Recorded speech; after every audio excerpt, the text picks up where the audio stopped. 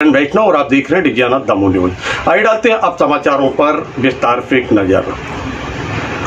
भारत के प्रधानमंत्री नरेंद्र मोदी के कार्यकाल को 9 वर्ष पूर्ण हो गए और 9 वर्ष में जो उपलब्धियां हुई हैं उन उपलब्धियों को अब संगठन यानी भारतीय जनता पार्टी पूरे देश में आम जनमानस के बीच में ले जा रहा है।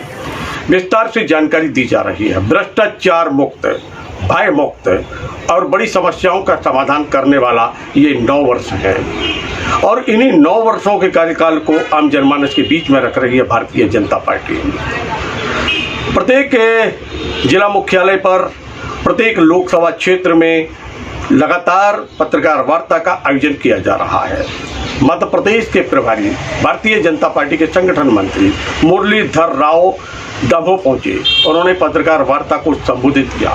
उन्होंने जहां दमोह संसदीय क्षेत्र में जो उपलब्धियां हासिल हुई हैं, जो यहां सौगातें मिली हैं, उनकी जानकारी दी, तो वहीं 9 वर्ष के भारत के प्रधानमंत्री नरेंद्र मोदी और भारतीय जनता पार्टी सरकार की उपलब्धियों को सामने रखा है। उन्होंने कांग्रेस को एक साइबेरियन पक्षी बताया है कि जो मौसम के आते ही टरटराने लगते हैं और सामने दिखलाई देते हैं और बाकी गायब हो जाते हैं। चुनाव के समय ये कांग्रेस के जो लोग हैं वो दिखलाई देते हैं, बाकी आम जनमानस में वह दिखलाई नहीं देते हैं, आम दिनों में वह दिखलाई नहीं देते हैं। उन्होंने कहा कि जिस प्रकार तेलुगु में कहावत है कि जब मुर्दा चलता है, मुर्दा को ले जाया जाता है, शव को ले जाया जाता है, तो उसके ऊपर फेंकने वाला जो मुरमुरा होता है और मुरमुरे को बीनने वाले जो लोग होते हैं वह हैं कांग्रेस के लोग। अनेक प्रकार के गंभीर आरोप लगाए हैं मुरलीधर राव ने। उन्होंने कहा है कि जिस प्रकार लव जिहाद और आतंकवाद को कुचलने का काम, नक्सलवाद को कुचलने का काम भारत के प्रधानमंत्री नरेंद्र मोदी और भारतीय जनता पार्टी की प्रदेश सरकार ने किया है, वह एक बड़ी उपलब्धि है। उन्होंने अनेक प्रकार के गंभीर आरोप कांग्रेस के ऊपर लगाए हैं। एक प्रश्न के उत्तर में उन्होंने कहा है कि कर्ज लेकर हमने विकास किया है, विनाश नहीं किया है। हमने कर्ज लेकर घी नहीं पिया है और इसलिए कर्ज लेना कोई बड़ी बात नहीं है। कर्ज लेकर हम विकास के रास्ते पर आगे बढ़ रहे हैं।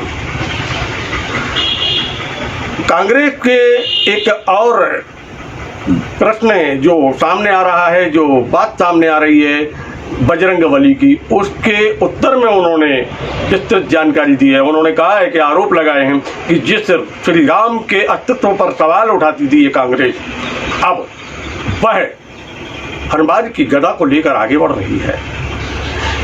ये सिर्फ पाखंड है इनका, जो लोगों को बरगला रहे हैं। मध्य प्रदेश की सरकार जो है वह बेहतर कार्य कर रही है, महिलाओं के हित में कार्य कर रही है, आम जनमानस के हित में कार्य कर रही है। तो भारत के प्रधानमंत्री नरेंद्र मोदी के नेतृत्व में 9 वर्ष जो पूर्ण हुए हैं और पिछले कांग्रेस के जो समय का है, विपक्ष का जो कार्यकाल है, उसकी तुलना हम आपके बीच में रख रहे हैं। आप देखिए, इन 9 वर्षों के बीच में हमने भारत के अंदर सड़कों का जाल बिछाया, हमने कोविड में लड़ाई लड़ी, हमने बेहतर तरीके से जो समस्याएं थी उनका समाधान किया, हमने राम जन्मभूमि की समस्या का समाधान करवाया और साथ में जो भी विकास के ज़्यादा से ज़्यादा कार्य हैं वह हमने समय सीमा में पूर्ण किए हैं। मुरलीधर राव ने एक के बाद एक प्रश्नों के उत्तर दिए हैं। आइए सुनते हैं कि सरकार उन्होंने बात रखी है, पक्ष रखा है भारतीय जनता पार्टी का। तो मित्रों, ये तो हो गया। और सुरक्षा के दृष्टि से आप देखेंगे, पहले मध्य प्रदेश, छत्तीसगढ़ और आंध्रा, तेलंगाना, तमिलनाडु और ऊपर झारखंड, उड़ीसा, बिहार और ऊपर जाके नेपाल तक नक्सलवादियों का रेड कॉरिडोर एक विस्तार हुआ करता था। अब उसका सिकुड़ते कुल मिलाकर के नक्सलवादियों का प्रभाव को नियंत्रित करने में भारत सरकार पूर्ण रूप से सफल हुआ।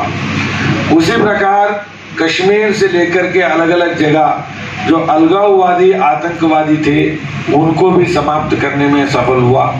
और नॉर्थ ईस्ट में भी जिस प्रकार के उग्रवाद नागालैंड मिजोरम सब जगह होता था वहाँ भी, और म्यांमार और बांग्लादेश से लोग आते थे, उसको भी समाप्त करने में सफल हुआ। और वैश्विक स्तर पर भी आज भारत सरकार और प्रधानमंत्री जी को, चाहे अमेरिका हो, चाहे रूस हो, चाहे यूक्रेन हो, कहीं भी युद्ध हो या कहीं भी कोई बात हो, तो भारत सरकार के प्रधानमंत्री के नाते उनकी मध्यस्थता करना है वो कर सकते हैं, ऐसे बात होती है। और इसके साथ साथ 9 वर्षों में विश्व के लिए योग दिवस ये भारत सरकार के पहल से हुआ।